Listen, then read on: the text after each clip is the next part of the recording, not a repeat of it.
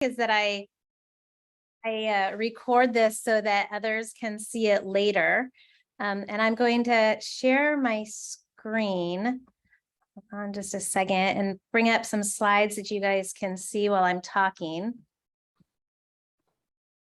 Let's see here.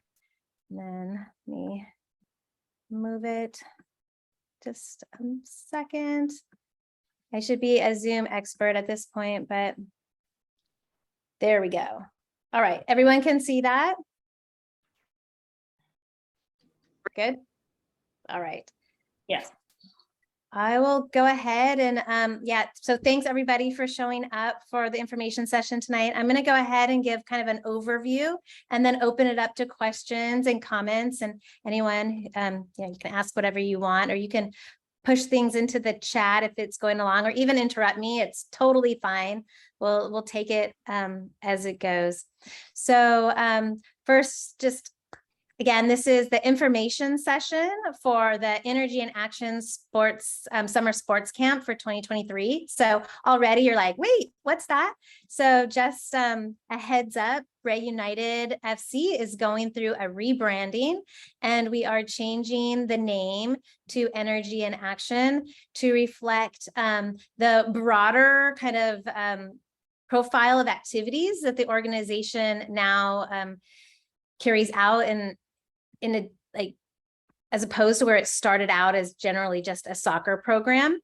And also because Ray really just didn't want his name anymore affiliated within the name, because it's so much broader, obviously, than Ray and his work. So this is the rebranding that's currently in process. So just a little bit of a history about the organization if you're kind of new to us. So Ray United FC was formed in 2014, and now we're in the process of rebranding. We've been taking young people to Uganda for service learning trips and activities since 2015, with the exception of just the last COVID experience, where we paused our in-country activities, but we continued to do a lot of work in the same communities virtually, and supporting where we had been doing very large community events that were more superficial or just wide reaching. We spent the COVID years working with a smaller group of youth, but going really deep and working really closely with them, because they had the opportunity to reach people within their communities that we didn't have that same opportunity to reach. And so this has amounted over the years to being dozens, really hundreds of students and young professionals who have participated in our trips and immersion programs to date. And these have included soccer camps, like is seen in this picture, is a soccer camp where we teach public health instruction and leadership instruction, as well as provide professional soccer training, as well as youth vision trips, which are shorter experiences, generally for high school students to go and do some service learning and do more kind of vision visits to various types of facilities and groups to kind of get an idea of the type of activity that's taking place in the country. And then this past year, we had the remarkable initial splash camp, which is our Learn to Swim and water polo program. So as I mentioned, over 5,000 Ugandan youth have been reached by our programming to date, and that is a far under representation. Over 5,000 kids have just been in our soccer programming, so we've reached beyond that at this point. So just for this year's trip, we're doing it just a little bit different. We've had a lot of interest in the water polo and swimming program, but we've also had a lot of youth interest in our soccer programming, and continuing to provide that experience as well. So we're in the process of merging those two programs into what we're calling like our sports camp, where we can bring together more youth, and we can also offer more programming that would allow for both the swimming and water polo and soccer experience. So the goal this year is to leave right after the girls' Junior Olympic water polo session. We looked, and currently that's targeted to end on July 23rd. So really anytime after July 23rd, we're thinking we will depart. Keeping in the kind of the same general schedule as we had last year, we're thinking that the plan is we will leave on July 26th from the US. It takes 2 days to arrive in Entebbe because of both the length of the flight and the time change. So we will be arriving on July 28th on Friday morning. We spend that day unpacking, setting up our programming, kind of decompressing, sleeping, and then getting ready for the experience, let's say. And then on Saturday, we have a fun kind of icebreaker day where we go sightseeing in Jinja, which is the second largest city in Uganda. It's also on Lake Victoria, and it is the site of the source of the Nile River in Uganda. So we go there. This past year, the youth chose to go whitewater rafting, and it was really fun. And we're thinking that in the future, we'll probably continue to offer that type of an experience. There's also ATV experiences that we've provided in the past. So it's kind of a fun icebreaker, just relaxation and getting to know each other day. Our local staff also participates in that day. So there's some team building.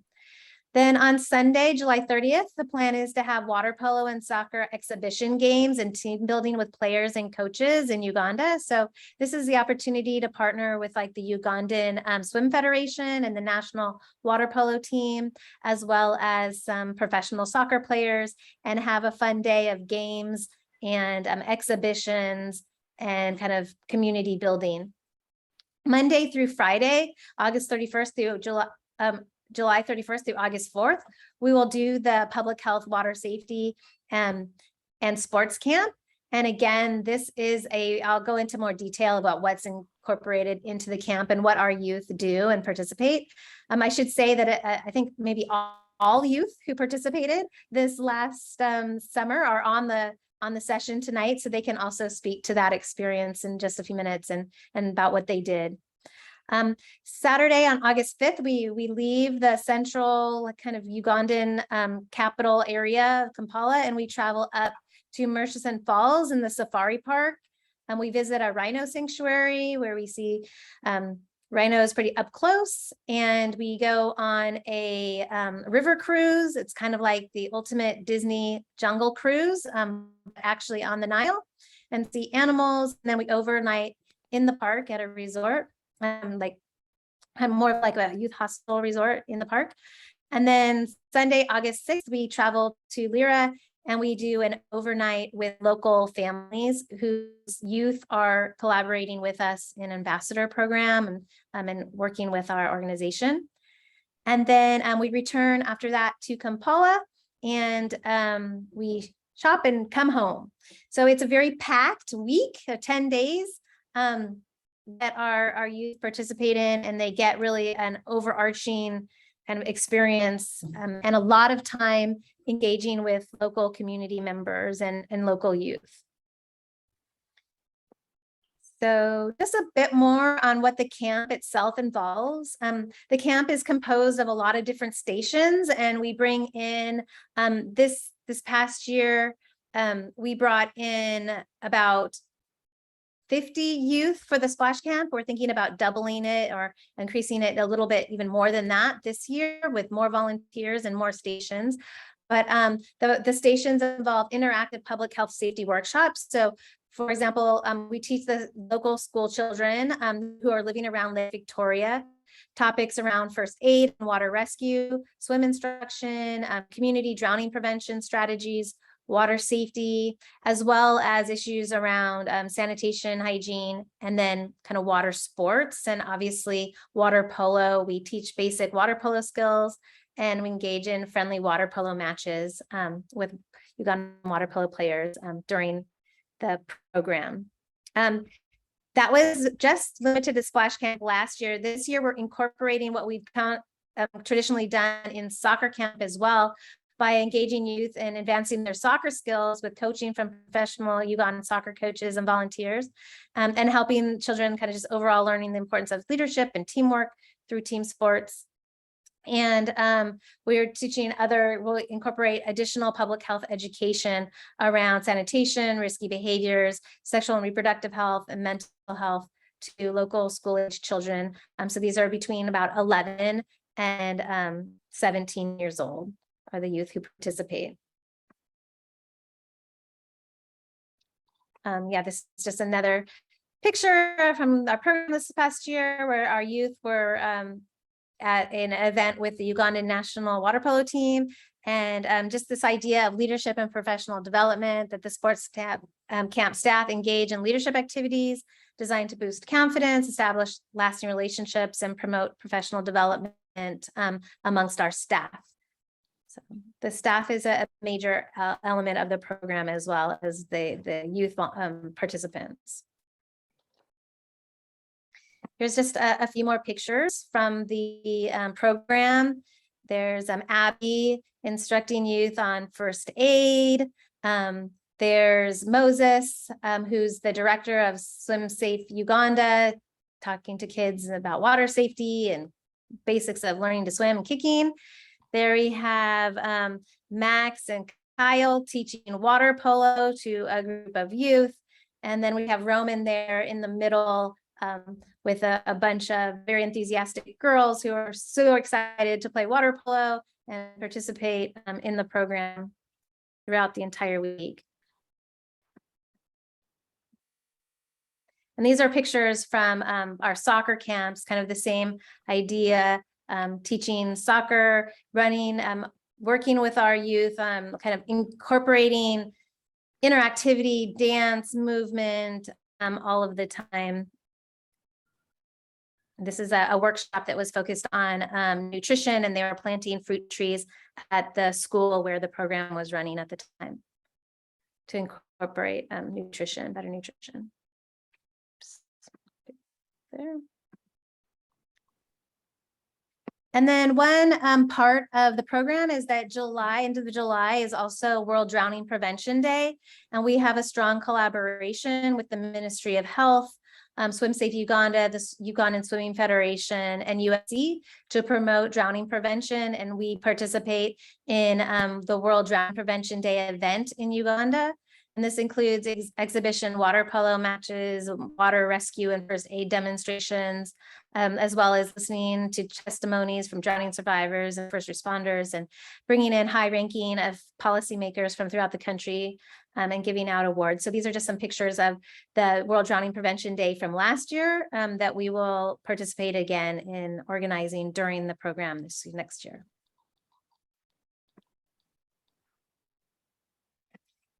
So in addition to this service work and the work in the camp and providing instruction, there is a lot of time for sightseeing. So we kind of explore Uganda's capital city, Kampala. We visit, as I mentioned, the source of the Nile and Jinja. We go to the northern Ugandan district of Lira, and that's where we do the homestay. And you can see a picture of the homestay location that the boys participated in this summer. So it's very rural, and you spend the night in a hut, and you participate in the food cooked over a fire, and there's no running water, there's no electricity. You can see on the top of the hut there is a solar panel there, so there's some level of kind of been charging their cell phones and some level of electricity, but very little solar charged. Murchison National Safari Park is amazing. That's where we go on a couple safari drives and the boat cruise. And I think this year our youth and everyone saw kind of all the big five. So you boys probably have to remind me what those are, but it's the rhino and the elephant and the lion and the leopard and the water buffalo. I think those are the five. I might have gotten them a little bit wrong. But anyways, there's everything you want to see. There's giraffes and all kinds of amazing animals. So that's really fun and exciting. I could never go on enough safaris, I think. So yeah. And then just to kind of talk about our partnerships just a little bit, I am a professor at USC and have been taking USC students to Uganda as well for many years. And I have a number of research projects funded by the National Institutes of National Institutes of Health and other funders, like kind of all the time working in Uganda and in this region. So I incorporate our research and our partnerships in with this program as well. We also work closely, as I've mentioned, and you've seen in the pictures, with Swim Safe Uganda and the Ugandan Swim Federation. We also work with some community-based organizations like Katsoi, who recruits the kids from the schools, and Children's Chance International, which is based in Lira and helps with our homestays and runs our ambassador program. We also work closely with Makaruri School of Public Health, and many of our team members and local volunteers are public health students and alumni, or medical students and medical alumni from Makaruri, which is a top university in Africa. It's a top university in Uganda and one of the top universities in Africa. And then we work with Football for Good, which is a organization in Uganda that is providing elite soccer training with the goal of training kind of the next big Premier League champion out of East Africa, which hasn't happened yet. And then just some like volunteer logistics for this year. So in terms of costs, the total kind of trip costs we're thinking is I think that's over 3,000 per individual. So the flights can be purchased individually, and they're about $1,200. Depending on when you buy them, they go up as we get closer to the dates. So it's good to be looking early and purchase when the costs are low. And the food and lodging costs about $1,500, and the program costs for all is about $500, and activities are another $500. So the actual program cost is $2,500 plus the flight. So that is that top number there is a little bit off. It should be $2,500 plus the flight is the total cost of the program.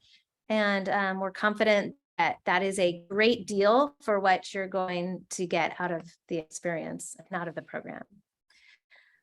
In terms of, and I can answer more questions about the flight. We've gone different ways and we've taken different flight paths.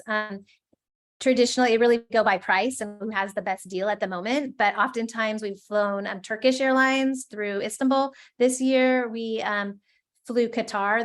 Qatar has lots going on because of the World Cup right now. So everything seems to be going through Doha. So we did that this year and it worked well. We've gone through Brussels before. It just kind of depends on who has the best path in 1 year.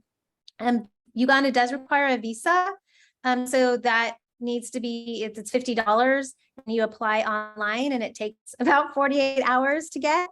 We had a bit of an interesting experience this past time when we had one delayed, but we were able to get it at check-in at the airport. So we don't want to do that again. So maybe we'll show it a few more days early. But in order to do that, you really have to have your valid passport. So this is just a plea to anyone who's even vaguely thinking about potentially participating in the trip to get your passport now. Because it takes a little while. So check that your passports are valid, get your passport updated now if you need to, so that it's back in time so that you can apply to the visa with a couple of weeks cushion. Heather, if you have a current visa, I know that certain countries won't let you in if your passport is about to expire within a certain time period. Does it have to be like you have to have a 6-month cushion from the trip? Yeah, so generally speaking, you need to have a 6-month cushion. So make sure that it's valid for at least 6 months past the travel dates. And also that you have at least 2 blank pages. In Uganda, especially, they use a sticker visa that when you arrive, and they take a whole page. And so you need to have at least 2 free pages in your passport. So the visa is actually really easy, but you just do need to have your passport, and you also have to have your yellow fever, which is coming up next in terms of health. And I imagine that many of you have questions about health and safety in Uganda. So I want to address that quickly. So in order to get your visa, in order to enter the country, you must have a valid yellow fever certificate. You only need one yellow fever shot in your life. And then once you get it, you get a little yellow book. That's your international vaccination book. And you need to have that with you when you're traveling. And now, of course, you also need to have your COVID-19 vaccine. So those are the 2 vaccinations that are absolutely required. WHO recommends additional vaccines for Uganda. Amongst these, they're not all, they're not all required, and depending on your health insurance, some of them can be quite expensive, and some of them you probably have already, which means kind of I would say, like, you really need the typhoid vaccine. That is definitely one that you want to get. Rabies, maybe you don't need to get because it can be very expensive, and you're not likely to be exposed.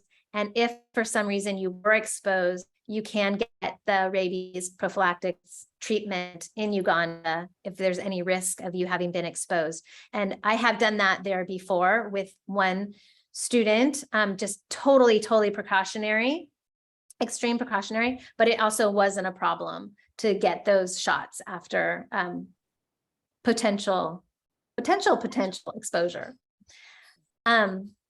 So you're encouraged to contact your international travel health clinic within your healthcare providers network. Heather, quick question. I see that malaria is not on this list. I know that when my husband went like 12 years ago, he caught malaria in Uganda. So is that still an issue, or it's yeah, not? We actually had not one of our volunteers, but someone who kind of joined the group at a point this summer did get malaria. So I do want to emphasize, malaria is not a vaccination. I mean, there is now a vaccine for malaria, but not appropriate for our use. So what we do instead is we do take malaria prophylactics. So you have to take malaria pills when you go. And malaria rates in the country go up and down. And in the past, we've been maybe a little loose about it because we haven't had a lot of exposure. That has changed now. There is a lot of malaria currently in the country. So we are emphasizing and really stressing to all of our participants that they need to religiously take their malaria pills. And so we will be reminding our volunteers daily and emphasizing that and making sure everyone's taking them, because it's just not something that we want to have to worry about. And of course, we can take the pills and be safe. At the same time, we also sleep under malaria nets, and we also encourage everyone to wear long sleeves and long pants after sundown and during sunset and sundown. So there's multiple ways that we can protect ourselves from malaria. We also, just in terms of health and safety, absolutely bottled water at all times. That includes brushing our teeth and not consuming any water in the shower. And so knock on wood, not of wood, generally speaking, we do not have any problems with diarrheal diseases amongst our volunteers when we've gone. That's been pretty rare. The only things that sometimes happen is that during mango season, our students at times have gotten overly enthusiastic about eating too many mangoes, which can cause some dietary issues for a short period of time. So we try to remind our volunteers as well to not overdo it with the mangoes. But yeah, so, water safety is a big thing that we're stressing, and we're looking at. Malaria prevention is big, and we're watching it carefully. Typhoid is another water-based disease. So we're just, really careful about our water. And we stay pretty much in a pretty good bubble. And we only eat things that are cooked, right? So we don't eat fresh fruits and vegetables necessarily while we're there, unless they're peeled. So if you peel like a mango, then you can eat the inside, but you don't eat anything that hasn't been peeled. Because it potentially has. Yeah. So no washing of fruit either, right? And eating. Well, if you're gonna wash the fruit, you have to do it with Bottled. sanitized clean water, bottled water. Yeah. Yeah, or boiled water, which, if we go to fancier places to eat, which we do go to, kind of more westernized restaurants, then there's the opportunity to be a little more flexible. But generally, we encourage everyone to kind of stick with cooked food at all times. And of course, our youth get more ambitious the longer they're there. And so, street food becomes a very popular source of food while they're there. And again, we work really closely with our local volunteers and with Abdul, who's our driver, but he's also just our main coordinator and our main kind of security personnel for us as well. And we rely on them to kind of inspect and make sure that where we're going for any street food is sanitary. And then of course we're buying it right off the fire to make sure that it is safe and cooked. And we do and request that everyone get travel insurance, and we provide a website where you can buy that, and that is an additional cost to have that. And again, that's just some extra security so that if in any kind of emergency that you needed to be emergency evacuated from the country, that you would be able to access that and be flown out. And again, we have security protocols in place where it's really like we are in a bubble and we are on the bus and we're in our sites that we're doing our activity, or we're in our hotel, which is entirely, walled off and protected, or we know exactly where to get back on the bus to evacuate if we need to evacuate any situation. And, I feel really confident in saying that we've been working in these same communities for a really long time. We're very embedded in the community to the point that, the communities support us. And I don't feel that, we're at all targets. We're protected. The only other thing I would mention about health is if you've seen the headlines right now, Uganda is having an Ebola outbreak. The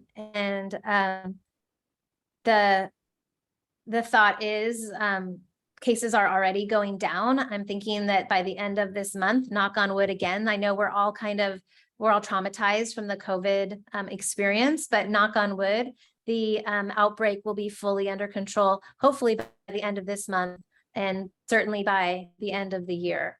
And if for any reason that is not the case, we will reassess, but I don't see any reason why we would be concerned about Ebola by summertime, both because I'm very confident they'll have the current outbreak under control.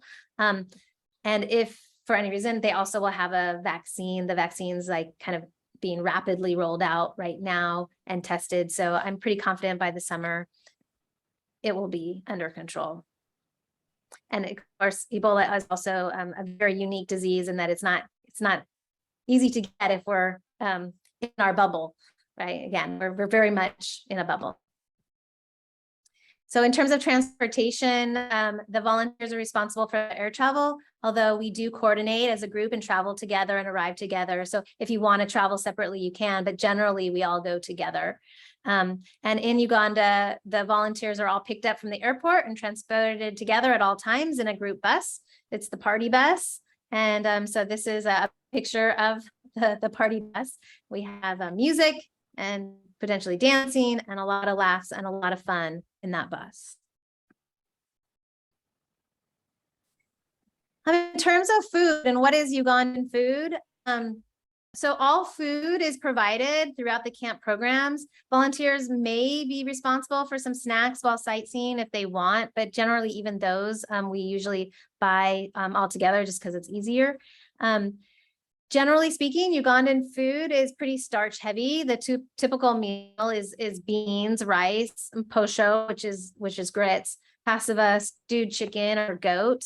And so yeah, there's some pictures of the food. No, again, maybe the boys want to say anything. This is the lodging pictures. So starting at the top or at the bottom, you can see this grass hut. This is the bar area of the safari lodge that we stay in. The pool and then the building behind it is the Rest Gardens, where we run the swim camp and where the youth stay in that building. And then the other apartment building here is where they stay in Kampala. That's the Bukoto Heights, where they stay before coming home. They're all very nice kind of facilities. They meet all basic needs. There's running water, there's electricity, and there's Wi-Fi, at least hopefully. I'll come back to that in just a second. In terms of money, they really don't need any money other than, the program cost. But we recommend they bring about $30 a day. But generally that's just to buy souvenirs and shops that they come across. That's just really to buy gifts and things for home. And then in terms of internet access, they do have Wi-Fi internet access at all the hotels.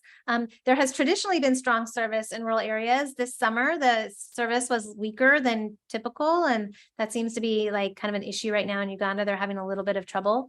But generally speaking, if you have T-Mobile, you have access. I think somebody had like AT&T and got the international program, right? And like it worked really, really well. So maybe that's worth it. But generally speaking, you hear from us every day. You get pictures and input from us every day. And it's our goal to make sure that all of the parents feel that they're involved, included, and informed about what we're doing at all times. So I know there's some parents on here from last year as well who might want to speak to that. And so finally, the last thing I would say is just like what our pre-departure timeline is, that, the trip dates are there. They might move a day forward or back depending. And then we hope to like confirm participation costs of deposit is hopefully by March 1st. By May that we purchased our tickets and gotten our vaccinations. In June, we're kind of all paid up and we got everything ready to go. In July, we apply for the Ugandan visa. And then, at the end of July, we depart. Heather, once we've confirmed participation, you're going to remind us about these dates again, right? Oh yeah, I'm going to remind you about everything. There's lots of forms and there's lots of like follow-up and advice and all kinds of things. We'll be in constant contact with you. So I'm gonna kind of just stop and I'm gonna like ask any questions or maybe I just also want to invite. I know that Jake wanted to say something and maybe some of the other boys who participated in the summer might want to say a few things about the experience and things I might have left out. So Jake, do you want to say something? You here? There you are. Oh, yeah. Okay. So like this past summer, I was granted the opportunity to travel to Uganda alongside teammates and soon to be friends. The trip not only helped the team and I spread aquatic safety and awareness, but the trip also enabled us to interact with and experience different cultures and connect with talented communities from across the globe. While spreading water safety was the focal point of our trip, you can't come to a place like Uganda without taking advantage of the wonderful activities and natural beauties it provides. So we were lucky enough to experience events such as the whitewater rafting down the Nile, safaris at the break of dawn, and indulging in all of the amazing foods and cultures. My favorite was probably chicken on a stick. So we met amazing people, shared laughs with joyful kids, and saw all the wildlife Uganda had to offer. My favorite part of the trip was probably the splash polo camp, where we taught kids how to swim and like play water polo and become comfortable in the water. The excitement and enthusiasm the kids had when in the water and the relationships we were able to build with all the kids are memories that I'll cherish forever. Awesome. Thank you so much, Jake. That was great. Anybody else? Max, Roman, do you guys want to say anything? Oh, Kyle, there's there? I don't know. Oh, yeah, there you are. On my screen. I thought it was a beautiful experience. Anytime someone asks me like what my favorite part of the trip is, I always have trouble because like I enjoyed every single part of it. But when it really comes down to one thing, I definitely agree with Jake I think that the splash camp was by far my favorite because I love spending the time with the kids and teaching them the whole duck, duck, goose and like all the little fun water balloon games and teaching them water polo it was just amazing. Heather, how many kids do you expect will go, volunteers will be, in terms of numbers this summer? Just from a wild guess? Yeah, based on guess, I don't know. I'm hoping that we can get 15 to 20 volunteers to join us.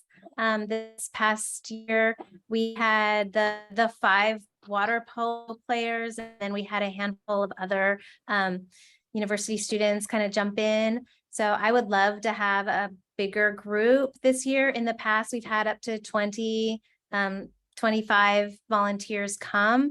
And I think, again, providing different workshops and providing different opportunities, Right. I know that there's some interest in doing soccer. I know there's some soccer players that were really interested in going, and I think that that's fantastic, and we should include that.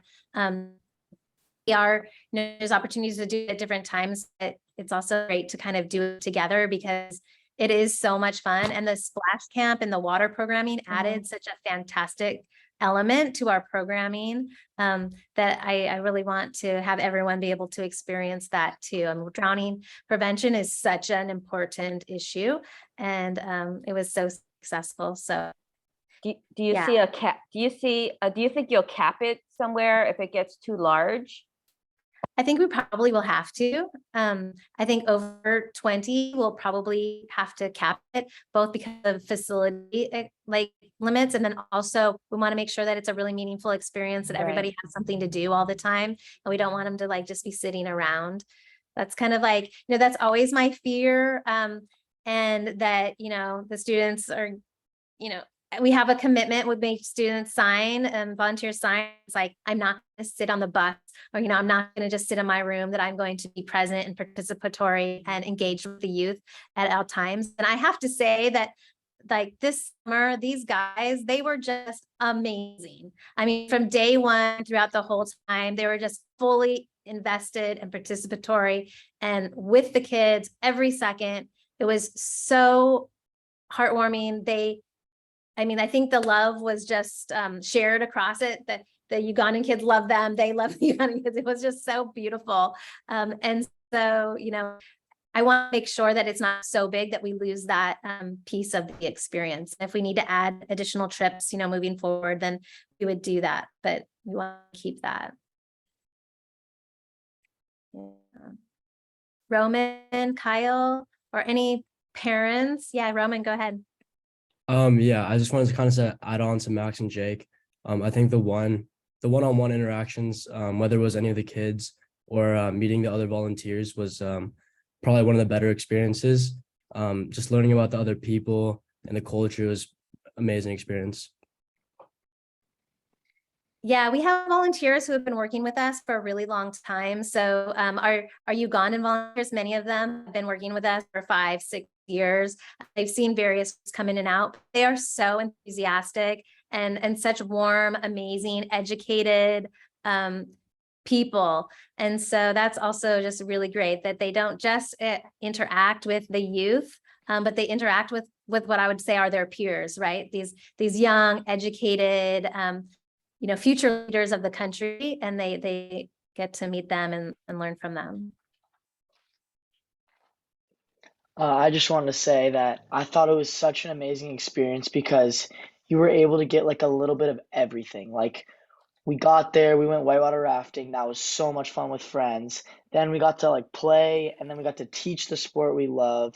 We got to go sightseeing, and then one of the best parts I think is hanging out with our fellow staff after the day's over, and the Ugandans will take us into the streets. That's so cool, just getting to be inside the culture and not just be tourists. I think that's a really important aspect of the trip. That's really awesome.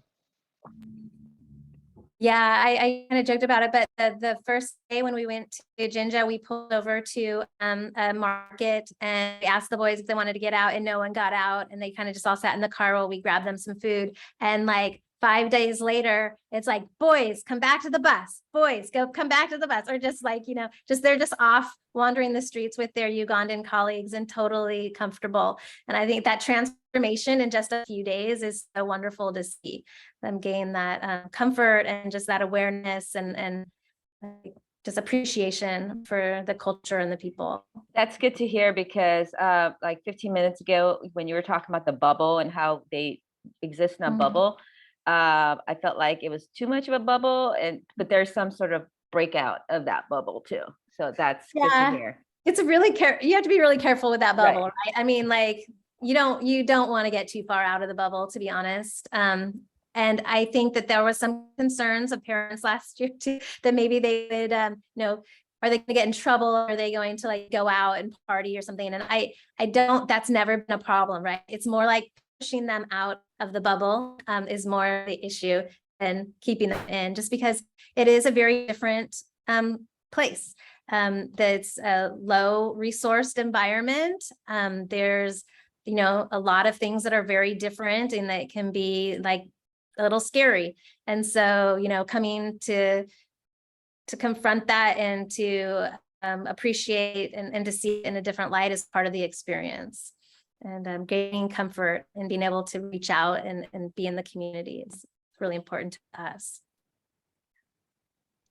But I don't want anybody to get sick, and I certainly don't want anybody to get hurt. And there's just no way I'm going to take any risks with any of these kids at all. So there is definitely a bubble. And, and just in terms of like, from my perspective as a mom, I've been taking my kids since they were very, very little. And, this year, all 3 of my kids were on the program with us. And I'm like, again, I would not put your kids in any situation I wouldn't put my own kids in. And, that's kind of my commitment to all parents is, I'm going to keep your kids safe. I've got a question. It seems like I'm asking all the questions. Continuity of this program. Do you see it expanding, going on for like maybe 10 years plus, or is this something that's just going to happen within the next few years? Well, we're almost at 10 years now, right? Okay. So we started in 2014. So we're almost at a 10-year mark. I don't see us slowing down anytime soon. If anything, the momentum has continued to grow and develop and shift in ways, right? So we started out with just our annual soccer camp. And now we are doing multiple camps. So we're doing a spring program. I'm not talking about that program because it's mainly focused on university students, in part because I know so many of the kids who are interested in this are water polo players, which we want to recruit water polo players, and they have JOs, right? So we're looking post JOs as that opportunity. But we do run a program in the spring and early June for university students. And then we have we're doing programming, we're doing a big event the first week of December for World AIDS Day. We have an ambassador program that runs year long. So this isn't just a one-off program. We have many, many programs running all year long and various, international trips going on as well. The splash camp is the newest part, right? The drowning prevention is kind of the expansion of what we've been doing. And wow, I don't see that ending anytime soon. The need is so great. The funders are present. We have, the Bloomberg Foundation is really on board with the work that we're doing, which is exciting. So I think that as long as we have enthusiastic volunteers who would like to have this experience and participate, I see this going on for quite a long time. We'd love to grow. If you know a big funder who wants to jump in and create this, Kira can quit USC and become a full-time Energy in Action employee. Yeah. Any comments from, I see some parents in here from last year. Any parents want to say anything about, like, I don't know if you were concerned. I know Tanya was really concerned initially. Okay, go ahead, Lori, go ahead. I was just going to say that, in terms of the continuity of your program, I think the biggest thing that we're struggling now after sitting Max one time, we thought it would be sort of a one and done kind of experience. And you know, next year we would try something different. And, you know, once they go, their heart is in it so much that they want to go back every year. So I'm just giving you a heads up warning that if you think that, you know, they're going to go to Uganda one time and have that life-changing experience, it will be life-changing, but they're going to want to go every summer because it did mean so much to them. I mean, the minute they got back from Uganda, they were talking about fundraising and what they wanted to do for the next year. So yeah, that's a problem for the Whipfley family too, right? We did it, and now it's this lifelong endeavor that we're all engaged in. Yeah. Tanya, you turned on your video. Did that mean you were going to say something? I was really concerned about safety, and I have to say it was the communication was great. Every morning when we woke up, our time 5:36 here, there was a big update from Heather or from one of the dads on the trip that just put us at home at ease. We knew everyone was safe. We knew nobody was getting sick. And then as it progressed, we got to see videos of the boys in action and seeing what a great experience and how much fun they were having. So like Max's mom said, we were planning to be one and done, but it looks like Kyle is talking us into doing this again this summer. So yeah, and you know, shout out to Tony, who came as a dad this trip and was amazing as well. So if there's amazing moms and dads who think, hey, I want to have this, why is this limited to my kid? Why can't I come and do it? Yeah, come in and you can do it as well. It's definitely youth focused. So, you know, Tony's a cool guy. So you kind of have to be a cool guy to really fully maybe enjoy it.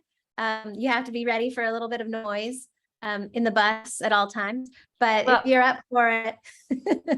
Thanks for bringing that up, because something we're thinking about doing is going to visit our friend in Kampala and staying with him. And so if we're there, my husband and I would like to help out if we can.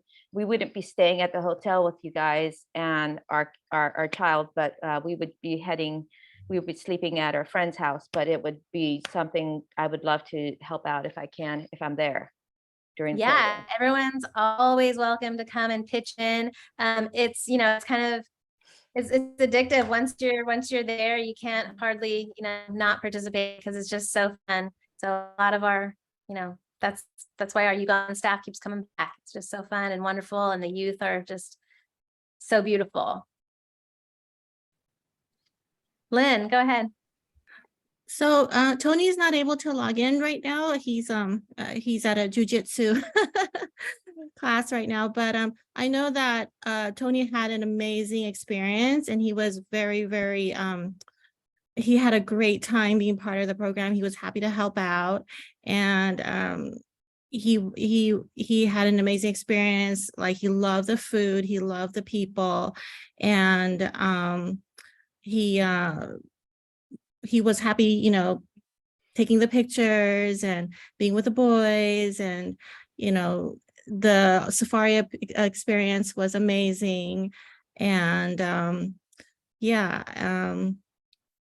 at no time, I think, did both boys, my boys, the husband and the son, felt uncomfortable or, you know, unsafe. They felt like it was a big family, you know, with the locals, you know, the program. And it was just overall an amazing experience for both father and son. I don't know if anybody on the has any questions in terms of a mom that had a husband and son there. You know, I'm open for any questions. Yeah, I mean, it's just so rewarding as like kind of a facilitator to just hear that feedback, and also just to witness the transformations that take place, just to see these kids come in and just grow and blossom and love it and get invested. It's like, gosh, I have the best job. even though it's my volunteer job, I guess, but it's just the best. Oh, Heather, Carter just asked me a question. If there's more interest and spaces available, is there an application process? Like, how is that whole process going to work if you have to cap it? Yeah, I haven't even like contemplated that idea. I know that some of the boys are like, we're going to get so much interest. And I'm like, it's Uganda and there's an Ebola outbreak. So I will be shocked if we get more than 20 kids registered. But if we did that, I would probably do both application. And I think one of the things that I consider is just where the kids are at in their situation. Like, you know, older kids maybe get priority because they're kind of going off to college, or this is like their last chance to do it. So maybe something like that. But if we really had, like, literally, if we had like 2 trips, or if we have like 30 kids wanting to go, I'll do 2 trips. We'll just double it up and we'll do 2 trips with 15 kids each. Because that's like where Carter's head went to as I was talking to him right now. He goes, what if there are too many people that want to do this? And, you know, what are I'm not turning anyone away. Anyone who wants to come and pay and join us, we're going to do. That's what I sort of told him. Yeah, everything you give, like, honestly, again, nothing comes back to us, obviously, as like the Whitley family or as Energy in Action. Nothing comes back to us.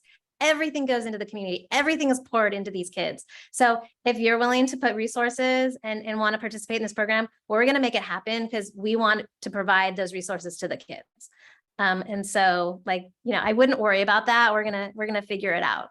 Okay, thanks. I'll make Kira spend the next 3 months taking students back and forth. I knew you were going to say that. I was waiting for that. Yeah, I see we have Kelly here too. Kelly's a board member, has been affiliated with the organization from day one. So yeah, she also can speak to the stability and sustainability of the program and the Whitley's investment and others' investments as well. I'm so excited to log in tonight and hear about your big adventure.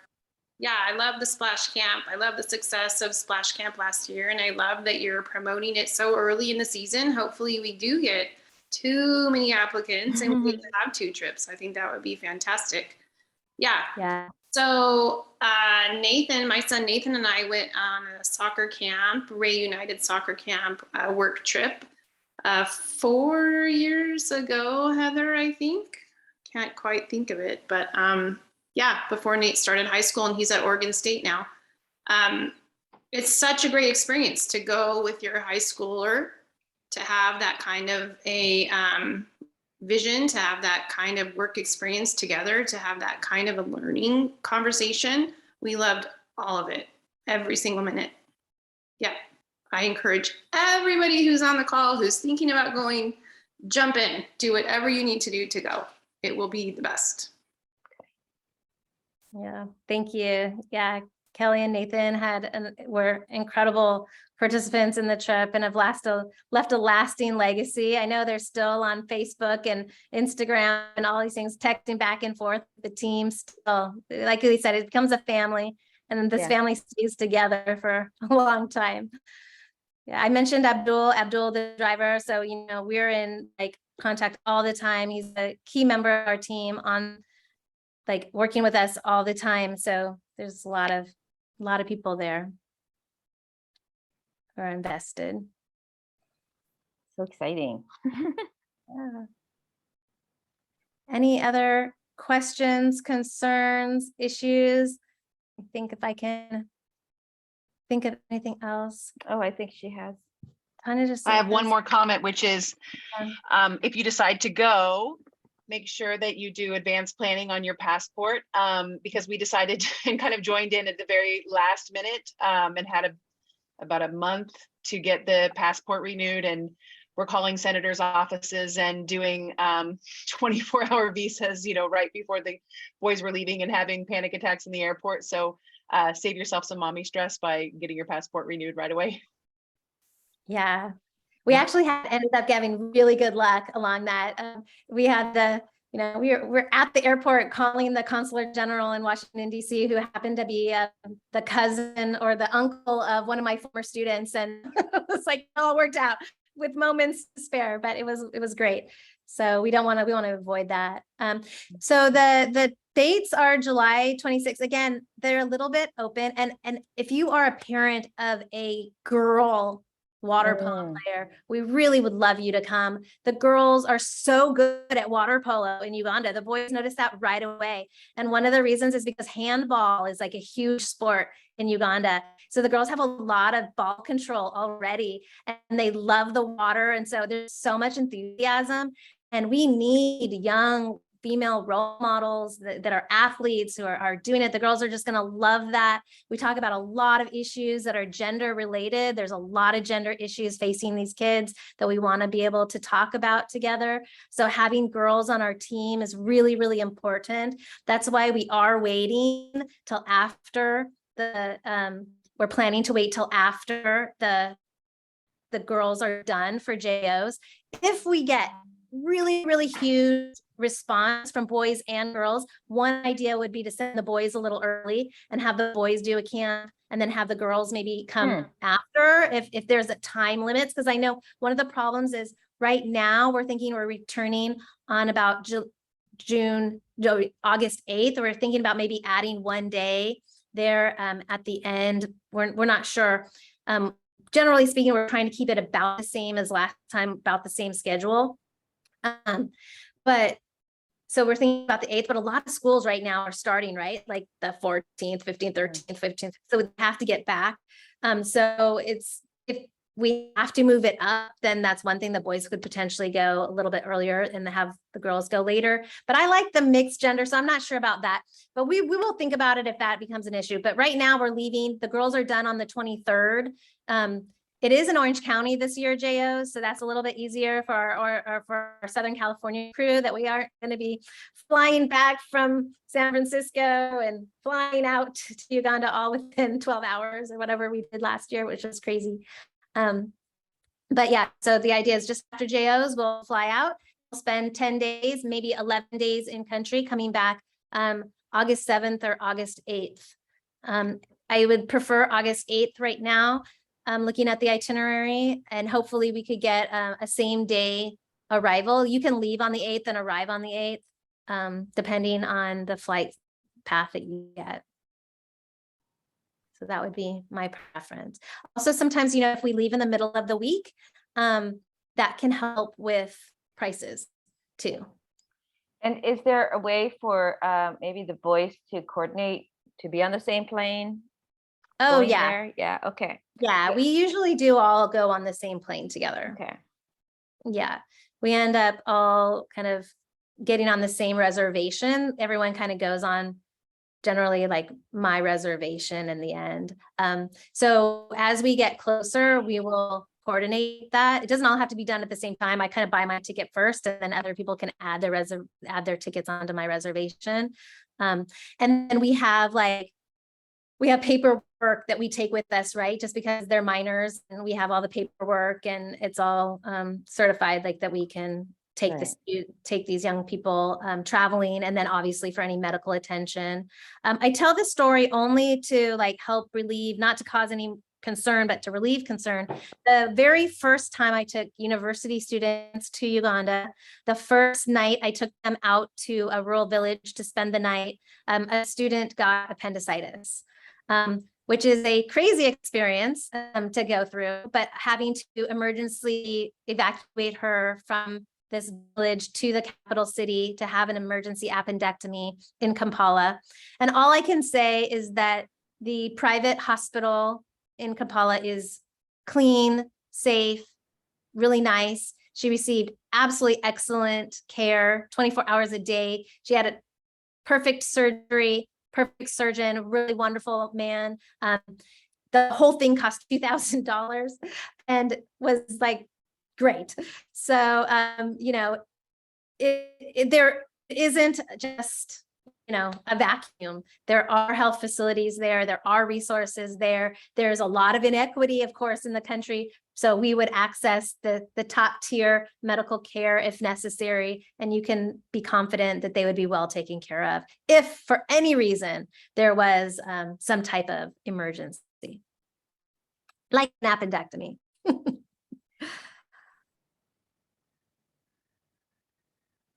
All right. Well, I think that was a great first conversation, and thank you all for jumping on and listening to this. This was recorded, so I'll be posting it. So if you want to share the recording with your friends and spread the word, we'll do that. I think there's a plan, maybe that the Energy in Action USA team is appearing at a Loyola water polo game coming up. And so we will be there cheering and spreading some information to those who might be interested at that game. And maybe, I don't know, there's an opportunity to cheer on the other side of the group. Although I have to say, I heard that the Loyola record right now is really good and the La Cañada record is really bad, but Ian got 12 goals in his game today. So there's benefits and weaknesses about being on a poor team.